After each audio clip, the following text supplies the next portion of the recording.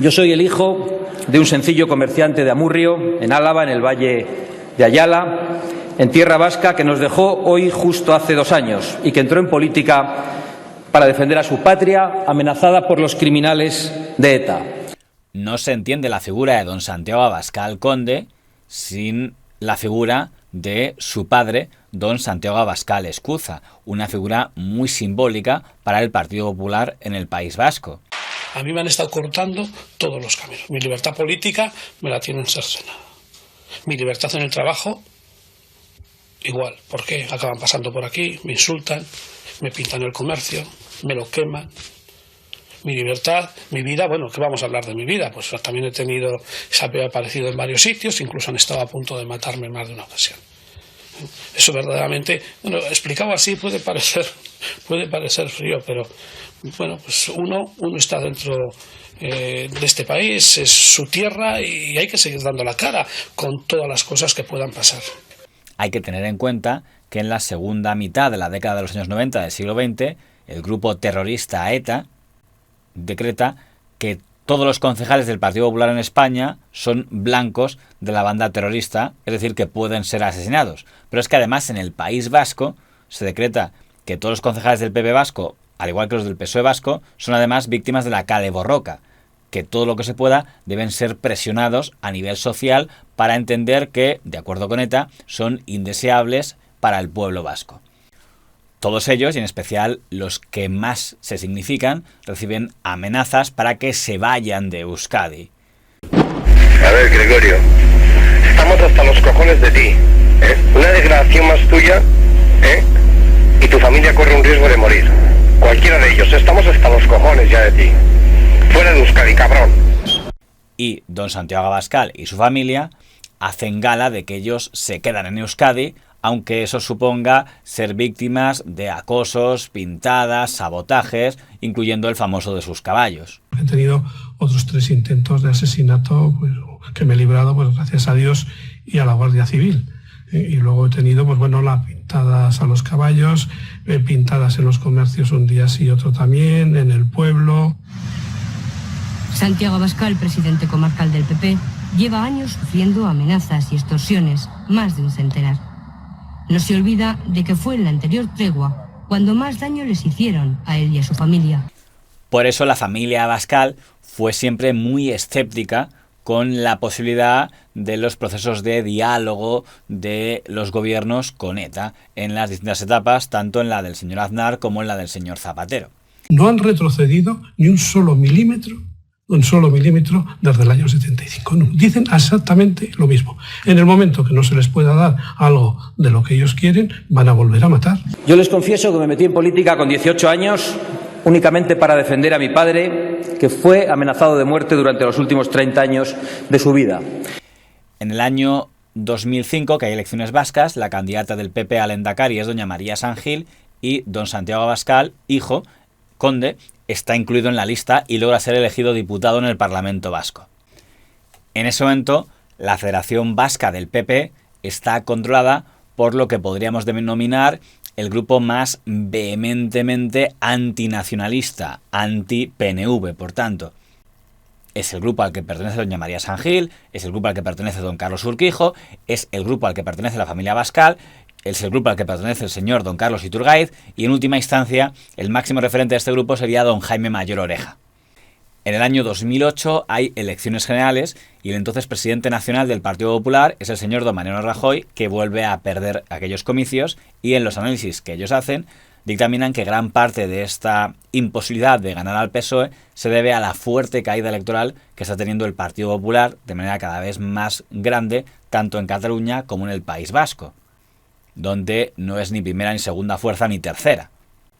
Y es en ese momento cuando el señor Rajoy se plantea que el Partido Popular no debe dar esa imagen tan antinacionalista en Cataluña y en el País Vasco. Cambian las circunstancias políticas, cambia la sociedad, cambia el mundo, y a esos cambios este partido tiene que dar respuesta.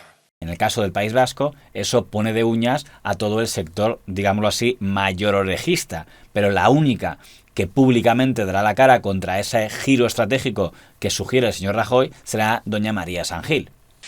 este momento hay una clara quiebra de la confianza con la dirección nacional. A mí, si la persona que Mariano Rajoy pone como interlocutor me discute hasta el concepto de nación, pues me preocupo.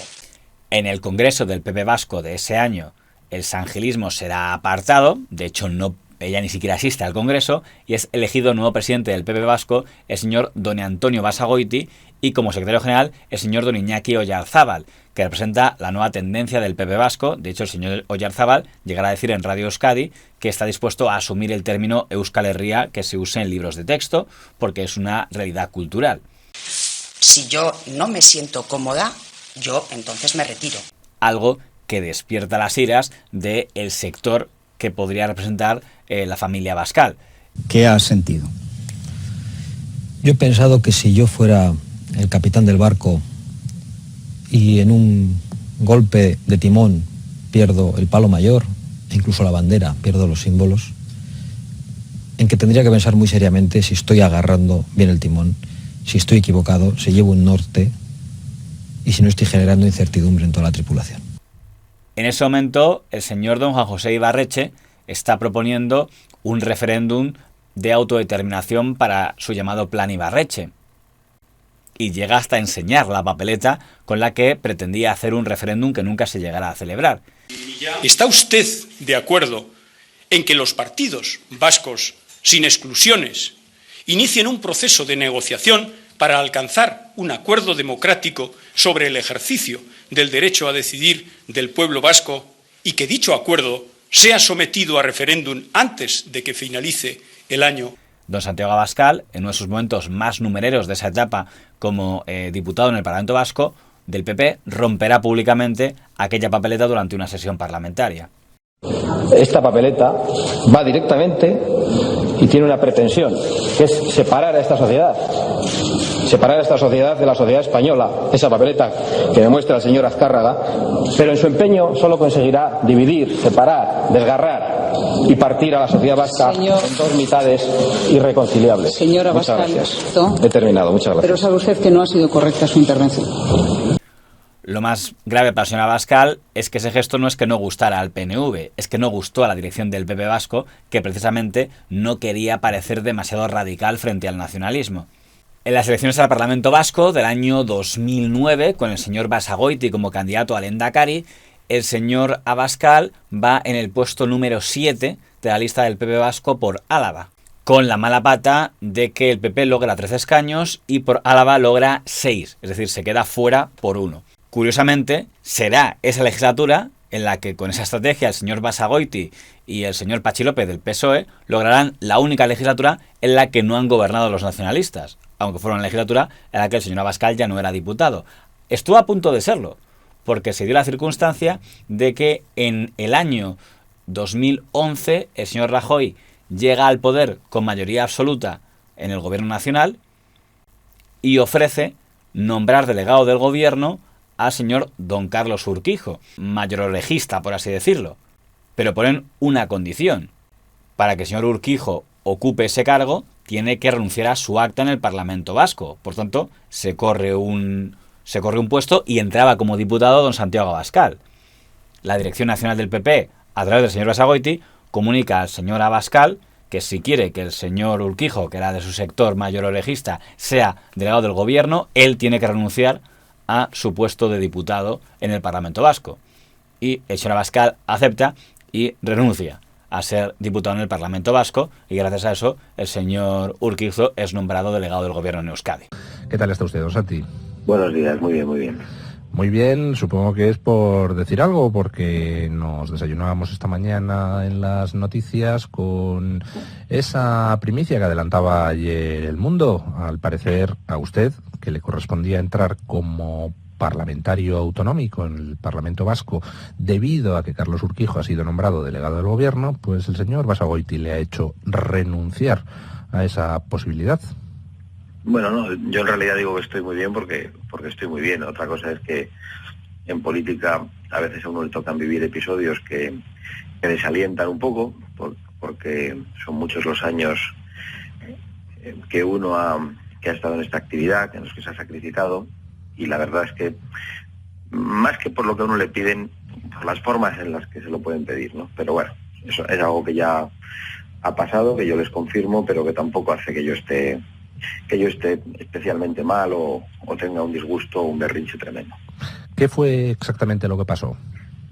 Bueno, yo creo que ustedes lo han contado bien y algún otro medio de comunicación, pero se me puso como condición indispensable que yo presentase mi renuncia preventiva y previa y por escrito al acta de diputado en el Parlamento Vasco para poder nombrar como delegado del Gobierno a mi amigo Carlos Urquijo. O sea, que si usted no llega a renunciar al acta de diputado, si no llega a presentar su renuncia a esa posibilidad de ingresar en el Parlamento Vasco debido a que Carlos Urquijo lo abandonaba, pues el Partido Popular no habría nombrado a Carlos Urquijo delegado del Gobierno en el País Vasco. Eso fue lo que se le planteó.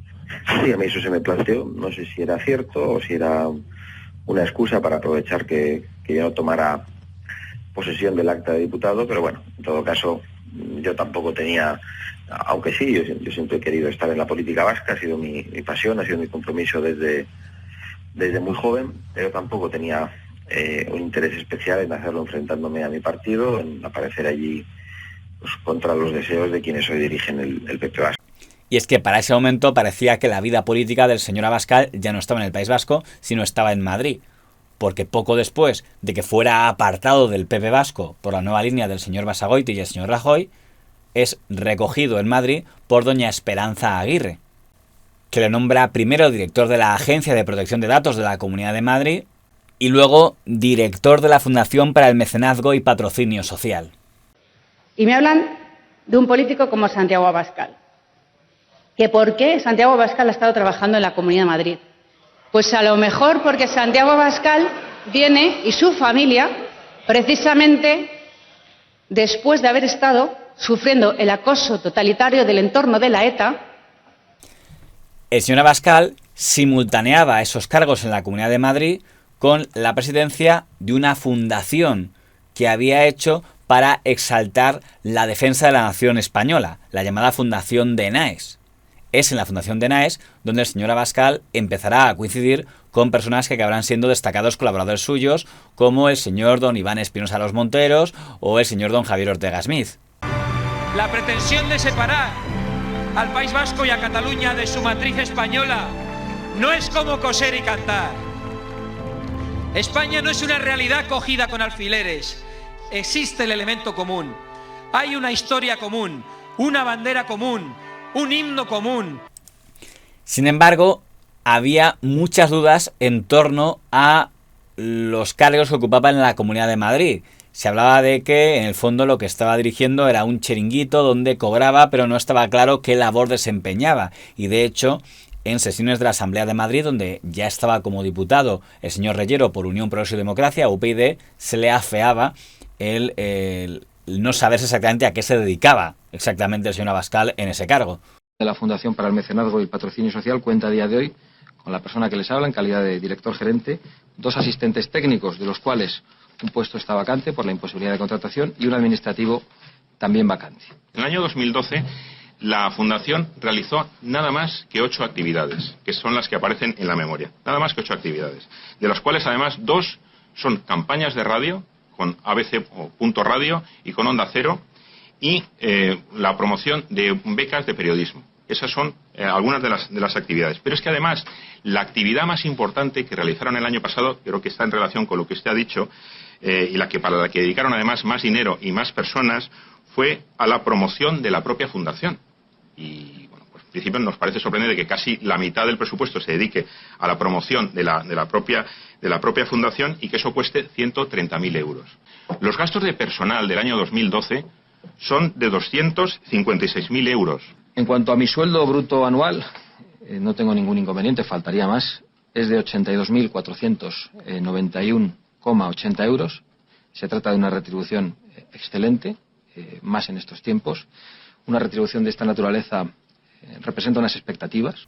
Lo cierto es que durante el año 2012 y el año 2013, el señor Abascal se pasea por muchas redacciones de medios de comunicación que considera afines a la derecha o por lo menos a la no izquierda, para insinuar que tiene en marcha sacar un partido político propio que lo puede sacar en cualquier momento, hasta el punto de que ya en redacciones se bromeaba. Digo, bueno, a ver cuándo funda ese partido que tanto se anuncia y nunca llega. Y el motivo principal parece ser que es que la persona que el señor Abascal quería que liderara ese partido era el eurodiputado, el señor don Àlex Vidal Quadras, que no acababa de verlo, quizá porque estaba viendo a ver si le incluían o no le incluían en la lista del Partido Popular al Parlamento Europeo del año 2014. Y es que para ese momento la gestión del señor Rajoy había generado un gran descontento en una parte del electorado del Partido Popular. El señor Rajoy había llegado al gobierno diciendo que iba a bajar los impuestos y criticando las políticas de incremento del gasto público. Y al llegar al gobierno había hecho todo lo contrario, según decía él, porque no tenía más remedio. Pero eso había enfurecido al sector más liberal del Partido Popular. Había incluido en su programa electoral del año 2011 que si llegaba al poder iba a reducir la ley del aborto, en especial en el supuesto de malformación. Y aunque había empezado a tramitarse aquella ley, a mitad se había arrepentido y la había retirado. Y es más, había asumido por primera vez el Partido Popular el aborto y la ley de plazos, con lo cual el sector más provida del PP también estaba enfurecido. Y durante la oposición, el Partido Popular había asegurado que la política penitenciaria sería estricta y no haría concesiones a ningún miembro de ETA, y se le había concedido la libertad al señor Bolinaga del comando secuestrador del señor Ortega Lara, que era uno de los más enfurecidos. Santiago Abascal, presidente de la Fundación de Naes y exdiputado del PP vasco, abandona el Partido Popular entre duros reproches a Rajoy. En una carta remitida al presidente del gobierno, Abascal explica su marcha acusándole de secuestrar al Partido Popular y traicionar los valores del partido. En la misiva publicada por el diario El Mundo señala como detonante de su salida las recientes excarcelaciones de etarras. También advierte a Rajoy de que muchos otros castigarán sus decisiones e indecisiones. Los populares han dicho respetar lo que es una decisión personal. Bueno, pues respetar absolutamente una decisión personal de un militante del partido, y no tengo mucho más que decir, respetar su decisión personal de no querer seguir militando en el Partido Popular a una persona que ha sido militante durante mucho tiempo. Nada más. Porque siempre hablamos de Vox y PP. Vox es una escisión del Partido Popular. El señor Abascal estaba en el Partido Popular hasta el día en que El País sacó una cosa diciendo que había un señor que se llamaba Santiago Abascal que llevaba años cobrando de una ONG, que ellos llaman chiringuito, que no existía. ¿Quién le pagaba? Esperanza Aguirre. 80 y pico mil euros, creo, ¿no? Sí, pero ese día funda Vox. Es decir, le quitan el chiringuito y dice, pues qué cojones, me voy a ganar la pasta de otro lado. En ese contexto, en el año 2014 se convocan elecciones europeas, que son aquellas donde tiene más fácil conseguir un partido de ámbito nacional un escaño, porque se juega una circunscripción única a todo el Estado, y el señor Santiago Abascal anuncia la creación de su nuevo partido llamado Vox. El partido político lo presenta el señor Abascal y aparecen con él figuras como el señor Ortega Lara, molesto por la liberación del señor Bolinaga, figuras como sectores liberales descontentos por la subida de impuestos del señor Montoro, sectores democristianos pro vida descontentos con que el PP haya asumido la ley del aborto, pero principalmente figuras de la Fundación de Naes. Un Estado con un solo gobierno, con un solo Parlamento y con un solo Tribunal Supremo que actúe como última instancia jurisdiccional en todos los órdenes. Martínez Pujalte ha dicho que el ideario de Vox ya está dentro del ideario del Partido Popular. ¿Usted qué dice? Están locos estos romanos. Si fuera así no habríamos nacido. Lo ideal hubiera sido que no fuera necesario que saliéramos. Don José Antonio, si no hubiera pasado lo que ha pasado con la doctrina Parot, ¿usted estaría aquí? Probablemente no. Y me parece, en primer lugar, todo el mundo es libre de crear los partidos que solo faltaría y de presentarse y de pedir el voto a los ciudadanos y de hacer lo que sea. Lo que pasa es que a mí me sorprende que esta vez esto ocurra en la derecha. Siempre ha ocurrido en la izquierda, bueno, y sigue ocurriendo. Para mañana creo que Pablo Iglesias, el famoso profesor tertuliano, también presenta una especie de partido para concurrir a las europeas, y en la izquierda no te quiero decir lo que hay. De Izquierda Unida, que eran pocos, pues por un lado salió Equo, Gaspar Llamazares creo que fundó Izquierda Alternativa. En fin, UPyD es una escisión de alguna manera del Partido Socialista. Bueno, pero es que esta es la primera vez que pasa en la derecha. Y a mí, lo único que me sorprende es que casi todo el mundo funda algo cuando ha perdido la posibilidad de tener poder en el partido de origen. Eso siempre me llama la atención. Y lo hace apelando a unas supuestas raíces de autenticidad que ha perdido el destino de origen, aunque probablemente si no las tenía, no las tenía ya. Pero como él estaba allí gobernando, mandando, tenía un puestecito, pues no se quejaba demasiado. Y el momento estrella es cuando el señor Vidal Quadras anuncia a los pocos días que él abandona el PP para fichar por Vox y ser su cabeza de lista en las europeas. He enviado una carta al presidente del partido solicitando mi baja como afiliado.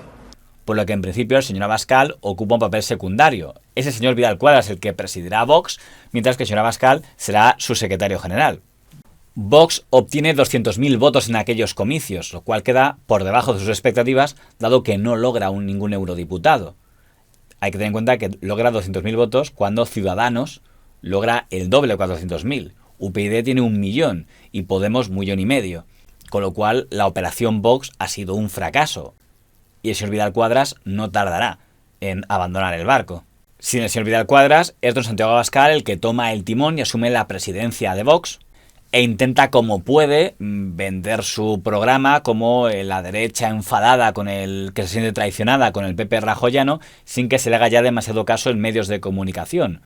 Quitando la excepción de Intereconomía, luego el Toro TV, Es Radio y, curiosamente también, La Tuerca. Todas las recetas de la izquierda e incumpliendo uno tras otro todos los elementos de su programa electoral. Efectivamente, lo que ha hecho es lo contrario de lo que dijo: subir los impuestos, aumentar la deuda pública, es decir, la receta de la izquierda, la receta socialdemócrata que tanto había criticado el Partido Popular en la oposición. ¿Cómo lo ha hecho? Pues contradiciendo los deseos de su electorado, tocando el estado de bienestar de la gente, subiendo impuestos, tocando la sanidad, tocando la educación, tasas judiciales, absolutamente todo, y no recortando para nada la superestructura del Estado, todo el peso excesivo del Estado. Donde se le verá colaborando en un programa atacando al gobierno Rajoy y teniendo al lado, como encargada de defender al gobierno Rajoy, a una desconocida doña Isabel Díaz Ayuso. Es decir, lo que hay no es la receta neoliberal para nosotros, es la receta neocomunista que ya se ha ensayado en China. Es decir, el pacto o la mezcolanza entre un Estado cada vez más, un Estado totalitario con los grandes poderes financieros. Isabel, aspecto de neocomunista no tienes, ¿eh? Y menos China. No, la verdad, sorprendida, me quedé quedado. Bueno, yo creo que, ha sido una legislatura, y está siendo una legislatura que yo no podría clasificar de 10, no podría...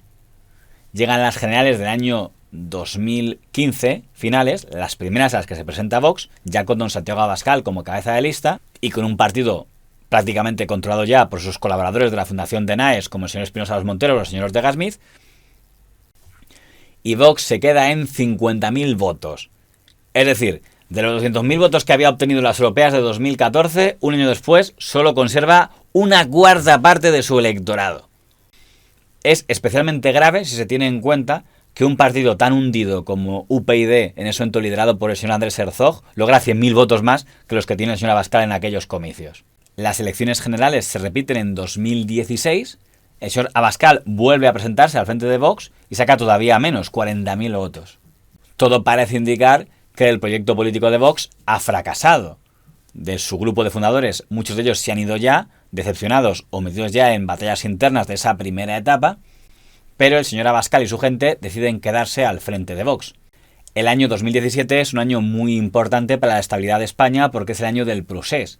A pesar de que el señor Rajoy había asegurado que no se iba a producir ningún referéndum unilateral de independencia en Cataluña y que había asegurado que tenía planes para impedirlo, llegó el 1 de octubre y hubo un intento de consulta secesionista. Para ese momento, Vox ha decidido incluirse en un sujeto jurídico y Vox ha presentado demandas contra todo el mundo, antes incluso que el gobierno, contra la Generalitat, contra el gobierno del señor Puigdemont y también contra el propio gobierno del señor Rajoy por dejación de funciones. Un grupo de Vox que presentaba esta querella criminal contra Mariano Rajoy por esa dejación de funciones. Nosotros nos encontramos con el presidente de Vox, Santiago Abascal. Esta querella que presentáis contra el presidente del gobierno, Mariano Rajoy, ¿en qué se fundamenta, en qué se basa? Bueno, se fundamenta en primer lugar en la actitud del gobierno que estaba siendo relatada en la conversación de los contertulios. El gobierno está escondido, Mariano Rajoy está desaparecido, lo está hace muchos meses y lo está a efectos del cumplimiento de sus funciones constitucionales. Por lo tanto, nosotros hemos presentado una querella contra Mariano Rajoy por dejación de funciones, por no perseguir los delitos que ha estado cometiendo el presidente de la Generalidad de Cataluña desde hace muchos meses y también por no aplicar los mecanismos constitucionales que están en su mano. Lo más llamativo aquí es que el señor Rajoy había subestimado a su propio electorado, Porque mientras en Cataluña, para los sectores independentistas, la gestión del señor Rajoy es una gestión represora, para una gran parte del electorado del Partido Popular, la actitud del señor Rajoy ha sido demasiado pasiva, ha sido de que esperar demasiado antes de actuar. Es ese electorado el que en ese momento se empieza a ir en masa hacia Vox. Se sacaban un San Benito de la chistera y ya tenían a la derechita cobarde gimoteando en una esquina o a la veleta naranja cambiando de opinión la dictadura de la corrección política dominada por los progres. En el año 2018 se produce el gran acto de Vistalegre, que es como la presentación de la nueva Vox, un acto que en gran medida dicen que fue financiado por los hermanos Alonso de la Fundación Francisco Franco, con los que luego acabó peleado, y Vox deja de ser visto como un grupo residual que no vota a nadie, a un grupo que tiene opciones de entrar en las instituciones. Y de hecho, ya a finales de 2018 entra en el Parlamento andaluz. Tiene la palabra el señor Abascal, después el señor Iglesias. Creo que es hilarante y bastante ofensivo escuchar al candidato socialista proponer ahora que se penalice la convocatoria ilegal de referéndum. Y es indignante porque fue precisamente Zapatero el que eliminó del Código Penal la penalización de esos referéndum. Pero me sorprende que el señor Casado también se indigne porque fue el señor Rajoy el que no quiso recuperar esa penalización y el que tenía muchos menos instrumentos precisamente para combatir el golpe de Estado separatista en Cataluña. Yo creo que tenemos que hacer una reflexión, en primer lugar, sobre por qué hemos llegado hasta aquí. Y hemos llegado hasta aquí porque en Cataluña, y el separatismo denomina procés a su golpe de Estado, se ha producido un golpe de Estado permanente, iniciado en los tiempos de Jordi Pujol. Y en las primeras generales de 2019, las de abril, logra más de 2,5 millones de votos y 24 escaños. Os dijimos que iniciábamos una reconquista que ahora tiene una voz en el Congreso. Y podemos decir con toda claridad a toda España que Vox ha venido para quedarse. La falta de entendimiento entre PSOE y Ciudadanos en aquel año 2019 provocará una repetición electoral. Repetición que provocará la destrucción de Ciudadanos y que Vox suba 1 millón de votos más. Quiero, en primer lugar, mandar un mensaje de gratitud a los 3,5 millones de españoles que han confiado en nosotros. Pero sobre todo, quiero hacerles una promesa. No les defraudaremos, no daremos un paso atrás y defenderemos en las Cortes lo mismo que hemos defendido todo este tiempo y todo este año de campañas electorales. Hoy somos la tercera fuerza política de España. Tenemos 52 diputados. También decía que quiere una España que sea el mejor país para ser niño, desde el derecho a la educación al derecho a jugar. Le faltó decir el derecho a nacer, señor Sánchez. Son españoles. El programa político de Vox tenía entre sus puntos centrales un antinacionalismo en referencia a los nacionalismos autonómicos, incluso una crítica hacia todo el estado de las autonomías, con lo que sus rivales políticos le reprochaban que no pensara así cuando estaba en el Partido Popular Vasco. Y fíjense qué cosas decía el señor Abascal cuando estaba en el Partido Popular en el País Vasco. Y cito textualmente: los vascos, decía el señor Abascal, no decía las vascongadas, como ahora parece que dice la generalidad. Los vascos, decía entonces el señor Abascal, un recién llegado a la política, bienvenido señor Abascal, los vascos podemos sentirnos afortunados, decía el señor Abascal, de vivir en una sociedad democrática donde se respetan las libertades de expresión, las libertades de participación política y los derechos lingüísticos de las personas.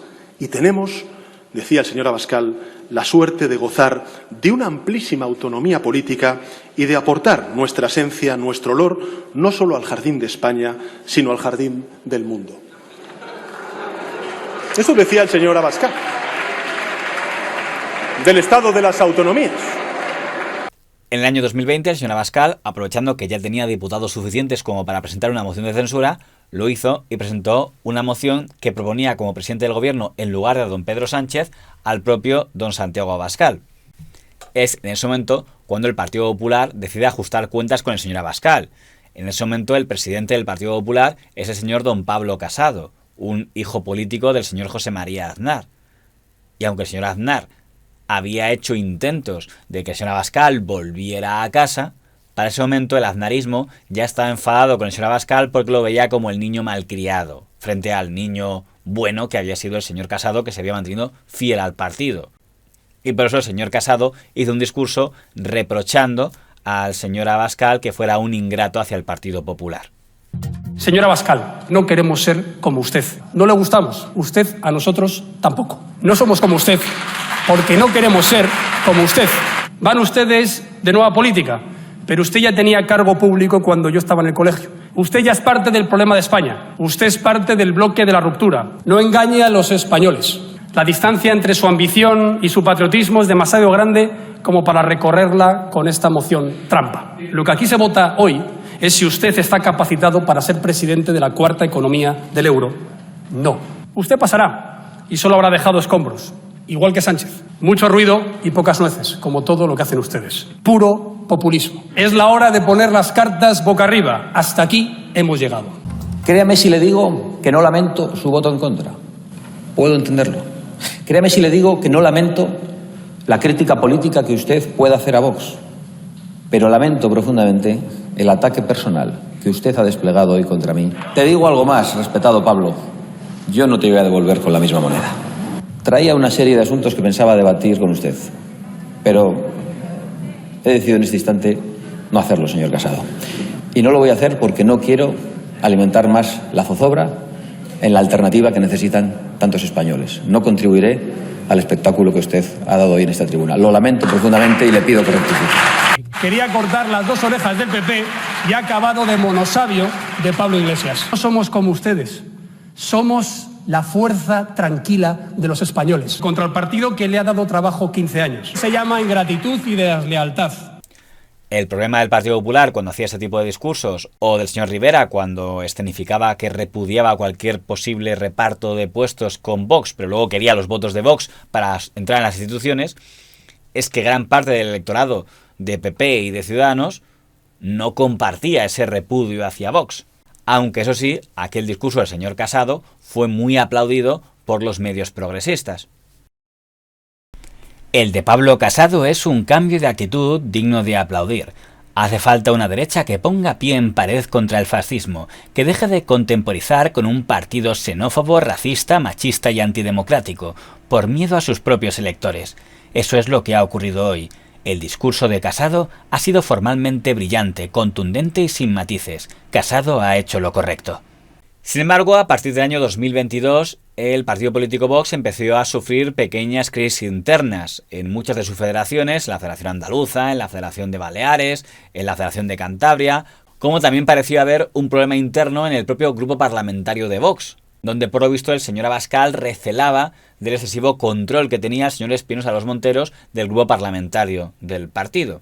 Para ese momento ya había ido perdiendo fuerza el grupo original de los de Naes y había ganado fuerza como nuevos lugartenientes de Vox en el partido el señor don Ignacio Garriga y el señor don Jorge Buxadé. Junto a la pelea entre equipos humanos también había una pelea estratégica entre aquellos que entendían que el objetivo de Vox era demostrar que era un partido institucional y que por tanto debía formar parte de los gobiernos como lo había hecho Ciudadanos y tener vicepresidencias y tener consejerías, algo que tras un pulso llegó a conseguirse después de las elecciones autonómicas y municipales del año 2023, y en cambio la estrategia que decía que no, que Vox seguía teniendo que seguir dando esa imagen de partido rupturista, que no debía ser cómplice de las instituciones europeas porque estas fomentaban la inmigración ilegal y debía ajustarse más a los parámetros como los del partido de la señora Le Pen en Francia o de Alternativa por Alemania en Alemania.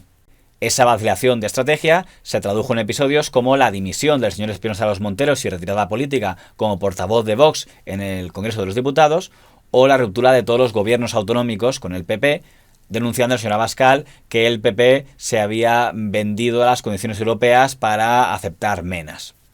Los vicepresidentes de estos gobiernos anunciarán su dimisión y Vox pasará a la oposición. Siempre hay debates, hay diferentes posiciones. Lo que sí puedo decirle es que los vicepresidentes de Vox, todos ellos, en ningún caso mostraron ningún apego por su cargo. Si esas personas se quedan, no serán de Vox. Asegura que la posición se tomó de forma colectiva, pero... Ahora bien, yo soy el líder del partido y evidentemente influyo mucho. No estamos dispuestos a tragar con cualquier cosa. Allá Vox y su disparatado movimiento se han pasado de frenada y han descarrilado. también se tradujo en peleas mediáticas porque el señor Abascal se alejó del grupo Libertad Digital y Radio, que había sido un gran apoyo en su etapa inicial, y se acercó más al apoyo del señor don Julio Ariza, su hijo, y también el señor Quico Méndez Monasterio. Figuras que parecían asumir cada vez mayor poder dentro del entorno del partido político Vox. Los enemigos de Vox en la última etapa, sobre todo, han escogido como blanco la Fundación Disenso, una fundación creada por el señor Abascal, al igual que otras fundaciones que parecen crear todos los partidos políticos, y que, como todas las fundaciones, consigue que haya siempre sombras sobre ellas. Los actuales intereses de Abascal y su reducido grupo de hombres al mando del partido no son los españoles, ni mucho menos los ciudadanos de Baleares o de cualquier otra región de España. Los verdaderos intereses de esa cúpula actual de Vox consisten en acumular dinero público en la Fundación Disenso, de la cual Abascal se ha hecho presidente vitalicio. Yo misma me he visto presionada para transferir al partido ingentes cantidades de dinero público que se asigna al grupo parlamentario, es transferido al partido y luego el partido lo transfiere a la Fundación Disenso. Esos son los intereses de Abascal, el dinero. Vox ha transferido 5 millones de euros a su Fundación Disenso. ¿La Fundación Disenso, ahora quién la preside?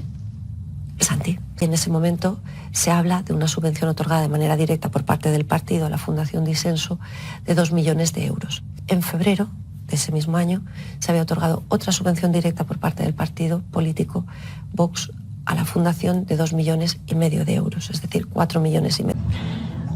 5 millones constatados, confesados oficialmente, 5 millones. Y que un partido político sea una fundación cuyo presidente sea el mismo, pueda cobrar lo que quiera por los servicios que le dé la gana y no tenga ningún tipo de control. Yo lo único que le pido a Vox es que no mienta. Creo que a Vox le sobran protestas y le faltan propuestas. La pinza del Partido Socialista y de Vox ya empieza a ser conocida. La única pinza con la que estoy preocupado es con la que tienen muchos votantes del Partido Popular en la nariz, que son estafados por el señor Feijóo con la idea del voto útil. Leía una encuesta del Mundo donde se decía que el voto joven estaba en el PP, Vox y PSOE. Vox en el año 19 tenía 52 escaños. Ahora las encuestas le dan 55. Y hay algunos que solo miran las encuestas y que en vez de mirar al frente miran por el retrovisor a Vox. Está bien mirar por el retrovisor, por seguridad, pero si miras todo el rato por el retrovisor te puedes estrellar. En las últimas elecciones, las del año 2023, el partido político Vox, de nuevo con el señor Abascal como cabeza de lista, logró 3 millones de votos y 33 escaños. Esa oferta que ha hecho al Partido Socialista durante toda la campaña y que está detrás del blanqueamiento de los 4 años de gobierno de Pedro Sánchez.